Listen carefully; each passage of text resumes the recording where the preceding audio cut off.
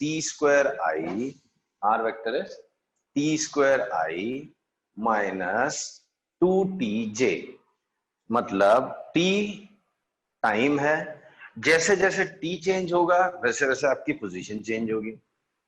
किसी ने पूछा अपनी इनिशियल पोजीशन बताओ, तो आप t की जगह 0 डाल दो, 0i माइनस 0j, ये होगा। t की जगह 1 डाल दो, 1 स्क्वायर इज 1i माइनस 2, तो ये पोजीशन होगी i minus 2।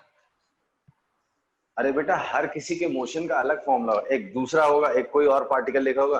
Position vector is 2t minus 1i minus 3j, एक दूसरा पॉइंट जिसका पोजीशन है i प्लस 5j, एक और एक पार्टिकल है जिसका पोजीशन वेक्टर है t cube by 3i minus 5 by t square j, एक और पार्टिकल। हाँ बेटा मैं वही तो सिखा रहा हूँ, पोजीशन आपको कैसे कैसे हाथ में दी जाएगी, आपको अलग अलग क्वेश्चन तो ऐसे ऐसे ऐसे तरीके से आपको डिस्क्राइब करेंगे, मतलब पोजीशन वेक्टर दे देंगे as a function of time, समझा? This is among the most common forms in which position is given in JEENR. JEENR में सबसे ज्यादा कॉमन फॉर्म यही है कि ऐसा position as a function of time दे देंगे, ti प्लस 2tj ऐसा टाइप से, ठीक है? समझा? Everybody is convinced? Please respond, तो मैं आगे बढ़ जाऊं। गुड। सो यहां पर कुछ ऐसा नजर आया मुझे, कैसा नजर आया? ये t इक्वल्स टू 0 पे, t इक्वल्स टू 1 पे, t इज इक्वल टू 2 पे, तो t इज इक्वल टू 1.5 पे भी कहीं तो होगा ही ना, तो यहाँ कहीं पे होगा मान लो, let us assume t is equal to 0 seconds तो 0.1 सेकंड्स पे भी कहीं होगा ही, राइट? ये सारे पॉइंट्स पे होते हुए जा रहा है, तो इन सारे पॉइंट्स को ज्वाइन करने से नेचुरली एक ग्राफ बनता है, सारे पॉइंट्स को ज्वाइन करने से नेचुरली एक कर्व बनता है, ग्राफ गलत वर्ड यूज करके मैंने, कर्व बनता है। So this is curve. ये कर्व क्या रिप्रेजेंट कर रहा है? एक्चुअली पार्टिकल का पाथ है, वो particle moves on that curve. अब आप बोलोगे तो अब इस कर्व को डिस्क्राइब करना सीखना पड़ेगा आपको। पहले तो आपको एक पॉइंट डिस्क्राइब करना होता था, now you will be asked to describe this curve. This curve is also known as trajectory of the particle. Particle जिस पाथ पे चलता है उसको बोलते हैं trajectory of the particle. For example आपने उठा के पत्थर फेंका, यहां से वो पत्थर घूम के यहां गिरा, राइट? तो ये है उसकी ट्रैजेक्टरी, ये है उसका path, this is path of the particle on which it moves, और this is trajectory, ठीक है? तो क्या स्टेप्स में आप आ गए, आपका दिमाग यहां तक पहुंच गया जो मैं बोलने की कोशिश कर रहा हूं? पिछले चैप्टर में पार्टिकल स्ट्रेट लाइन पाथ पे चलता था, वो moving on a straight line path, इधर चलता था, राइट? इस बार पार्टिकल कहाँ चल रहा है? ऐसे कर्व पे चल रहा है। हो सकता है वो सर्कुलर पाथ पे चले, हो सकता है वो ऐसे पाथ पे चले, पैराबोलिक पाथ बोलते हैं इसको, राइट? हो सकता है वो ऐसा ऐसा कहीं चले, कुछ भी करे, मुझे पता नहीं एग्जैक्टली, बट कुछ तो करता रहता है। आ रहा है समझ में? Yes, sir. Yes, sir. Okay. So our next job is to describe the trajectory. Particle moves on that curve. तो कर्व या वो ट्रेजेक्टरी कह लो। तो एम इज व्हाट, सबसे पहला काम जो आपको करना है, टू डिस्क्राइब और identify the path. Identify the path, इस पे भी जेई में क्वेश्चंस पूछे जा चुके हैं। तो to describe the path in which it moves. पहले पाथ की झंझट नहीं थी हमको। क्यों झंझट नहीं थी? पार्टिकल चली एक लाइन पे रहा था, काय की झंझट? हुआ एक्स एक्सिस पे चल रहा है या वाई पे चल रहा है, या एक लाइन आपने खींच दी उस पे चल रहा है, तो उसमें पाथ की झंझट नहीं थी, पाथ का मचमच नहीं था। अब आया है, अब पार्टिकल एक अजीब से पाथ पे चलेगा, right? So aim is what? To describe or identify the path. समझ में आ रही है? Okay. Now ये एक छोटा सा कोऑर्डिनेट ज्योमेट्री का कॉन्सेप्ट है. Point is known by it's. Point का पता किससे चलता है? Point is known by it's coordinates. Lines and curves are known by its equation. ये आप मैथ्स में डिटेल में पढ़ोगे. Points is known by its coordinates. Line and curve is known by its equation. जैसे आप बोलते हैं ना, ये एक्स वाई एक्सिस है, ये है पॉइंट 314, ये पॉइंट है 1-3, ये पॉइंट है -2-1, ये पॉइंट है -3-3. ऐसा आप बोलते हैं ना. ऐसे अब ये लाइन बन जाएगी. ये लाइन है, इसका ये इक्वेशन, ये लाइन है, इसका ये इक्वेशन, ये सर्कल है, इसका ये इक्वेशन, ये पैराबोला है, इसका ये इक्वेशन. सो जैसे आप पॉइंट्स कैसे डिस्क्राइब करते हो? Using its coordinates. Points are described by its coordinates. वैसे ही lines and curves are described by its equation. ठीक है, समझा क्या बोला मैंने? हेलो. Yes, sir. हाँ सर. तो lines and curves are described by its coordinates. अब इक्वेशन ऑफ अ कर्व होता क्या है? Equation of a curve is what? किसी कर्व का या किसी लाइन का इक्वेशन क्या होता है?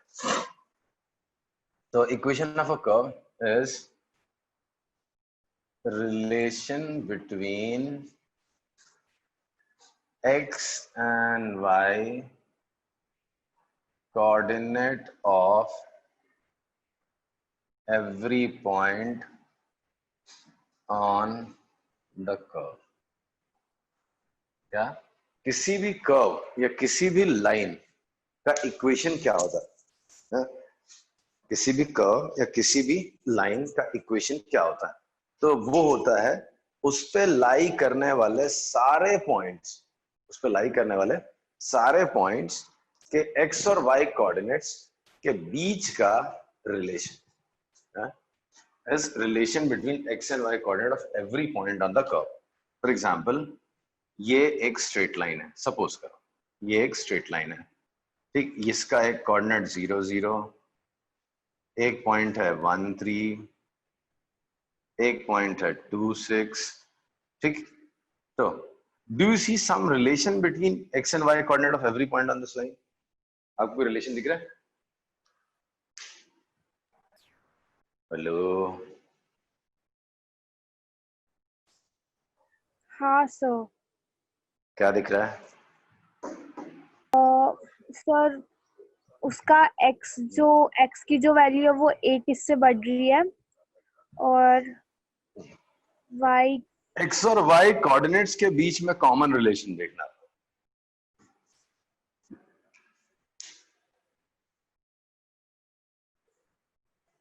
एक्स और वाई के बीच में कॉमन रिलेशन देखना.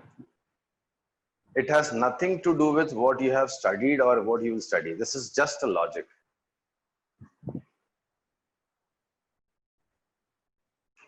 शुभम, शुभम बताओ तो जरा, ये तो तुमने पढ़ा भी है 10th में ढेर सारा. सर्वेश,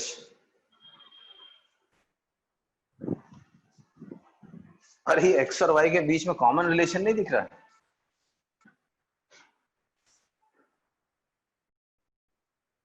आपको नहीं दिख रहा कि एक्स कोऑर्डिनेट का ट्रिपल वाई कोऑर्डिनेट है?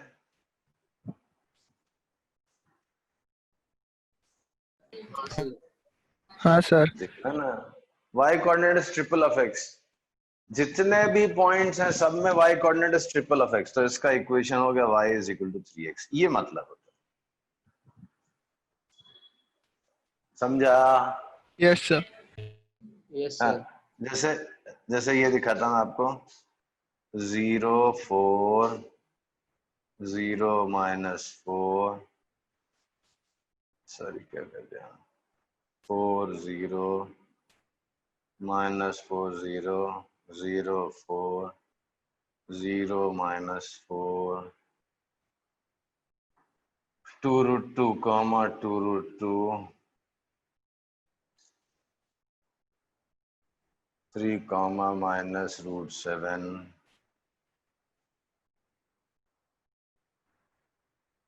Minus 1 comma root 15। आपको इन सारे पॉइंट्स के बीच में कुछ कॉमन के कोऑर्डिनेट्स के बीच में कुछ कॉमन रिलेशन दिख रहा है क्या?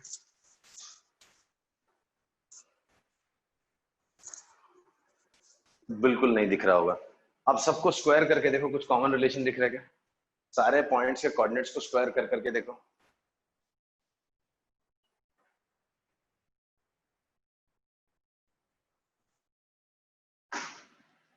अरे देखो ना स्क्वायर कर करके।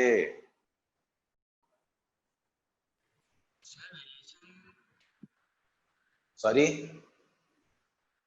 सब पॉजिटिव आएंगे बेटा, और कुछ बेहतरीन चीज इससे, मैं उनके बीच का रिलेशन पूछ रहा हूँ तो उनको पॉजिटिव बता रहा है खाली। सर आपने पूछा ना रिलेशन, तो हाँ तो एक्स और वाई के बीच का रिलेशन बताना बेटा। अरे कैसे हो तुम लोग, स्क्वायर करके देखो ना क्या दिख रहा है। 0 और 4 का स्क्वायर करो, 0 का स्क्वायर कितना हुआ और 4 का स्क्वायर 16, चलो साइड रख दो। -1 का स्क्वायर सॉरी +1 और √15 का स्क्वायर। हेलो 15 हाँ 3 का स्क्वायर 9 और √7 का स्क्वायर। 7 तो कुछ रिलेशन नहीं देख रहा सबके स्क्वायर्स में? सब 1 से डिविजिबल है। अरे यार सबका जान ले सम लो। 16 आ रहा है ये। बस वही है इक्वेशन, x² + y² = 16, ये रिलेशन। तो ये इसका इक्वेशन हो गया। अरे दोनों के स्क्वायर्स का सम हर जगह पे 16 दिख रहा है, तो हम कहते हैं इस कर्व का इक्वेशन है x² + y² = 6। समझा मैंने क्या बोला? हाँ सर, हाँ sir. Okay, so let's see again. Particle का पोजीशन वेक्टर दिया हुआ था which was a function of time. ठीक है, इसमें क्या क्या चीजें आपसे पूछी जाती हैं वो मैं बता रहा हूं। तो सबसे पहले आपको आइडेंटिफाई करना सीखना होगा पाथ, कि वो पाथ क्या है। तो particle moves on that curve, वो कर्व जो है ना उसको जो मैंने ड्रॉ किया था उस पर पार्टिकल चल रहा है। हाउ टू डिस्क्राइब और identify that path? Point is known by its coordinate, वैसे line and curves are known by their equation. Equation of a curve होता क्या है? Is relation between X and Y coordinate of every point on the curve. ठीक है, पहुंच गए हम यहां तक? ओके, दो एग्जांपल भी मैंने आपको लिख के दिखा दिया। अब चलो उस एग्जांपल पे जाते हैं जो हमने सॉल्व किया था। Now R vector is t² i - 2tj, ये लिखा था मैंने। Are vector is t² i - 2tj, याद है? हाँ सर, जी सर। ओके, अब देखो आर वेक्टर क्या होता है एक्स और वाई कोऑर्डिनेट्स के टर्म्स में, xi + yj, where x and y represents its coordinates। मतलब x कोऑर्डिनेट इस पार्टिकल का t² है और y कोऑर्डिनेट इस पार्टिकल का -2t। x कोऑर्डिनेट इसका t का स्क्वायर है और y कोऑर्डिनेट इसका क्या है? -2t है। नजर आ रहा है आपको? हाँ okay, at t = 0 seconds, 0 seconds पे x और y कोऑर्डिनेट 0 0 है। t = 1 सेकेंड पे 1, -2 है। t = 2 सेकेंड पे 4, -4 है। t = 3 सेकेंड्स पे 9, -6 है। t = 4 सेकेंड्स पे 16, -8 है।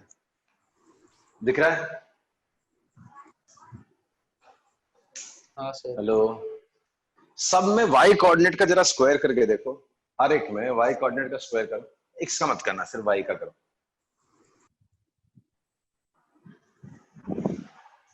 सिर्फ y का स्क्वायर करना, 0 -2 का स्क्वायर 4 -4 का square 16 36 64।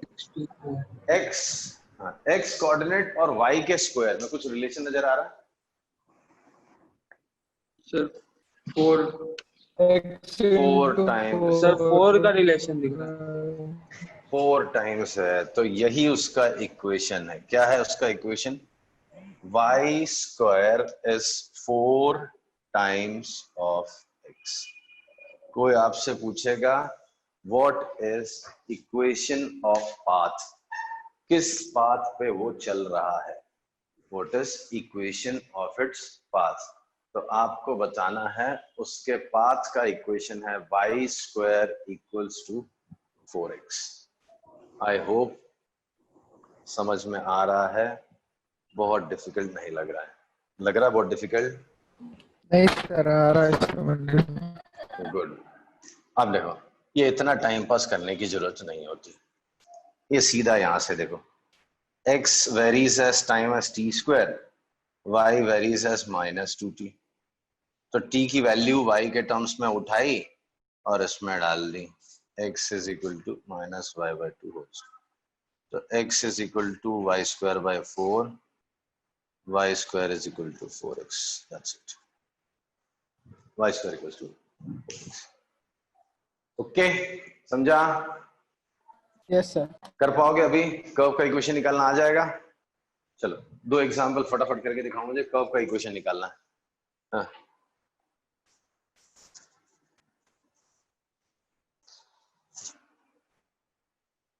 Position of particle is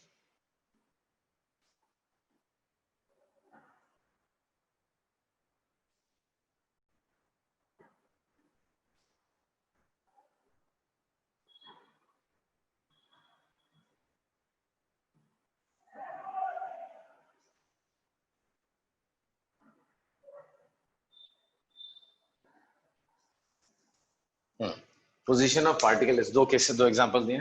पहले में पोजीशन क्या है, -ci + 2tj, सेकंड क्या है 3i + 4tj। आपको क्या करना है, दोनों केसेस में आपको पाथ का इक्वेशन निकालना है। सर फर्स्ट वाले में 2x = -y, एक minute, 2x = -y, x is -t, y is 2t, इसका डबल किया तो 2x is equal to -y, correct, या 2x + y = 0। तो पहला निकाल लिया भगो ने। कैसे निकाला? x और y कोऑर्डिनेट लिख के देख लिया हमने। पहले में x कोऑर्डिनेट है -t, y कोऑर्डिनेट है 2t। t की वैल्यू निकालो, -x इसमें डाल दो, y का वैल्यू 2 टाइम्स ऑफ -x, तो इधर ले आए 2x + y = this is equation of path. So equation of path is 2x + y = 0। Hello, आया समझ में? मुस्कान, आ रहा है समझ में? हाँ बोलो बोलो, क्या बोलो? ये स्टेप वापस बता दीजिए। ओके, सी आर वेक्टर इस पोजीशन वेक्टर, वो कैसे निकालते हैं? xi + yj, वो याद है? R vector is xi + yj, याद है ना? हाँ सर। तो x की जगह -t है, y की जगह 2t है। Yes sir. ओके, तो t एलिमिनेट करना है, तो इसका डबल कर दो, 2x is -2t but 2t is y, तो 2x is equal to -y या y is equal to -2x। तो t का वैल्यू कितना हो गया? -x ना, तो यहाँ डाल दो। पर t एलिमिनेट कर लो ना, आपको t एलिमिनेट करना है, खत्म। नहीं समझा sir. x as a function of time क्या है? t, y as a function of time क्या है? 2t। कुछ ऐसा करो कि y एलिमिनेट हो जाए, सॉरी t एलिमिनेट हो जाए और x और y के बीच का रिलेशन आ जाए।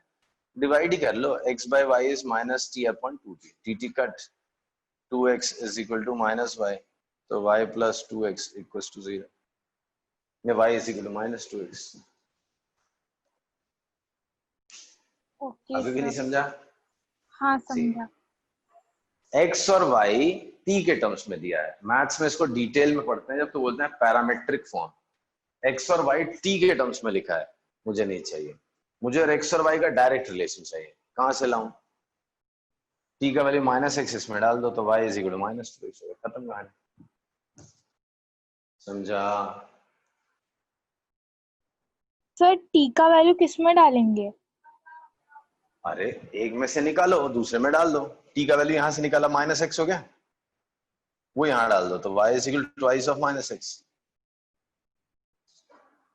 Okay sir. तो भी नहीं समझा तो मैं और 10 मेथड से बता दूं। t का वैल्यू कितना है इसमें? -x है, इसमें t का वैल्यू कितना है? y/2 है, मतलब y/2 ही तो -x है, तो y का वैल्यू -2x है। आपको जैसे मन पड़े आप t एलिमिनेट करना है, आपको जो मेथड आपको आता है, जो ट्रिक आपको पता है, उन ट्रिक से आपको t का वैल्यू एलिमिनेट करना है और x और y के बीच में डायरेक्ट रिलेशन लाना है, उसी को बोलते हैं इक्वेशन ऑफ पाथ। हाँ सर समझा अभी। ओके ना, सेकेंड वाला किसी को आया? सेकेंड वाला बड़ा ट्रिकी है, जब तक आप मैथ्स नहीं पढ़ लोगे कोऑर्डिनेट ज्योमेट्री तब तक आप नहीं कर पाओगे। x का वैल्यू 3 है, y का वैल्यू 40 है, तो इसमें कर्व क्या है? x इज इक्वल टू 3, पर t हट गया ना, मुझे x और y के बीच में डायरेक्ट रिलेशन चाहिए था। कभी कभी ऐसा नहीं हो पाता, कभी कभी ऐसा नहीं हो पाता। हाँ? तो इस बार x इक्वल्स टू 3 ही है आपका इक्वेशन, किसका? पाथ का। बोलोगे ये तो बिल्कुल मजा नहीं आया, चलो मैं दिखाता हूं आपको। एट t इक्वल्स टू 0 आपका x कोऑर्डिनेट कितना है, y कोऑर्डिनेट कितना है?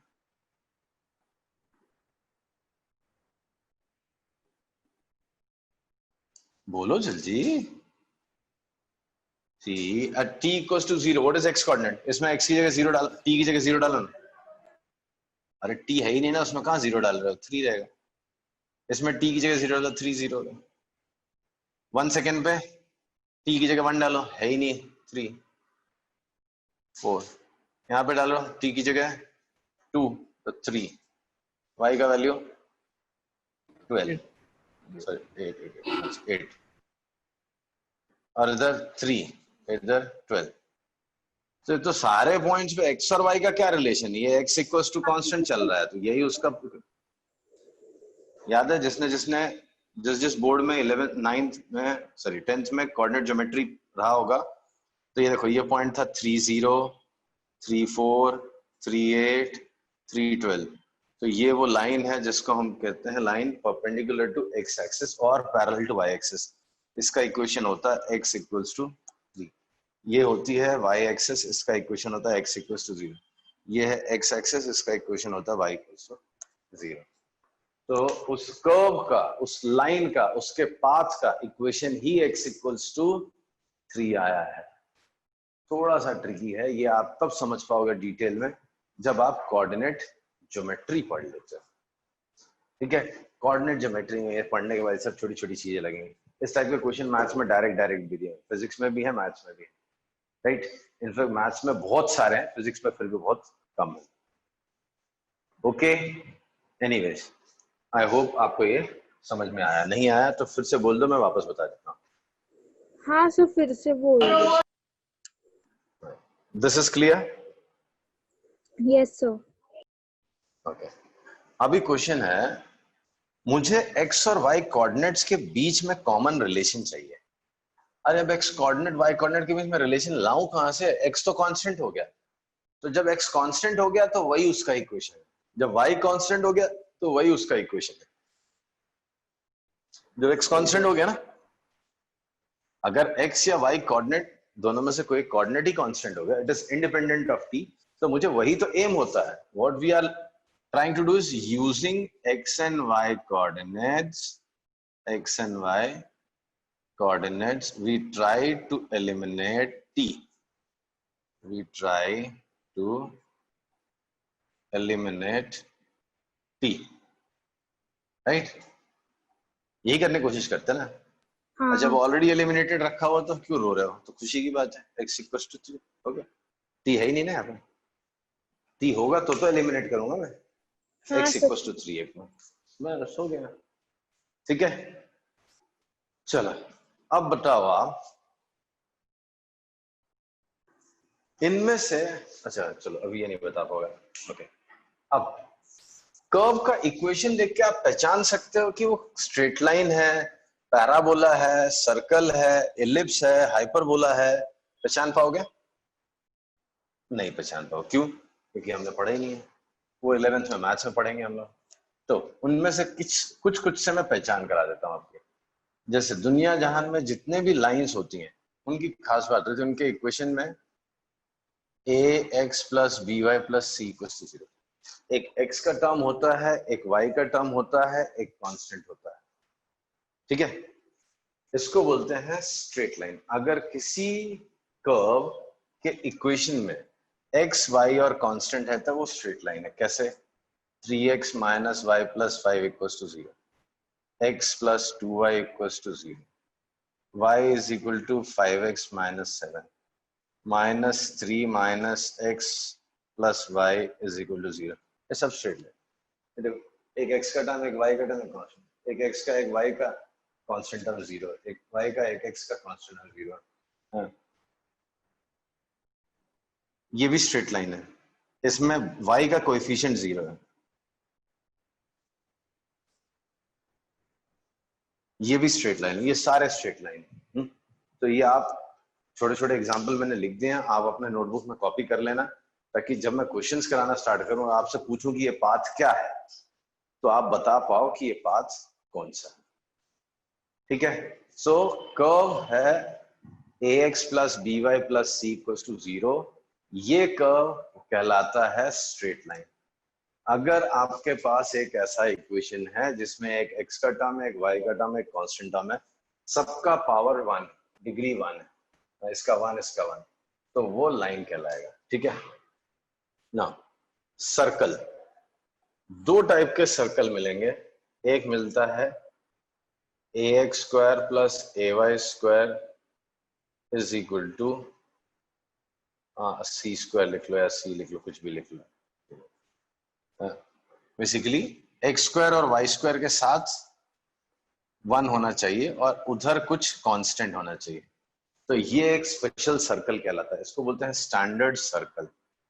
ऐसा कोई इक्वेशन मिले तो आप पहचान जाना कि वो स्टैंडर्ड सर्कल की बात हो रही है और उसका सेंटर होता है ओरिजिन पे। देखो, ये आप बोलोगे सर कुछ नहीं समझ में आ रहा है, तो मैं भी बोलूंगा समझ में आ भी नहीं सकता।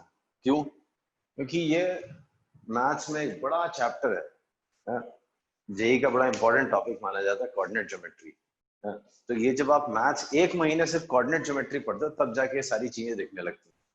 तो for math students no worries, you will study. For non math students आप जस्ट उसको बाय हार्ट कर लो, कॉपी कर लेना और याद कर लेना। ये आया तो इसका मतलब ये होता है, बिकॉज ये फिजिक्स में खूब लगने वाला है। ठीक है, तो सर्कल देख का मतलब इक्वेशन देख के मैं कैसे पहचानूंगा कि ये सर्कल है? बहुत सारे एग्जांपल लेगा। X square plus y square is equal to 7, ये सर्कल है। 2x square plus 2y square equals to 9, ये सर्कल है।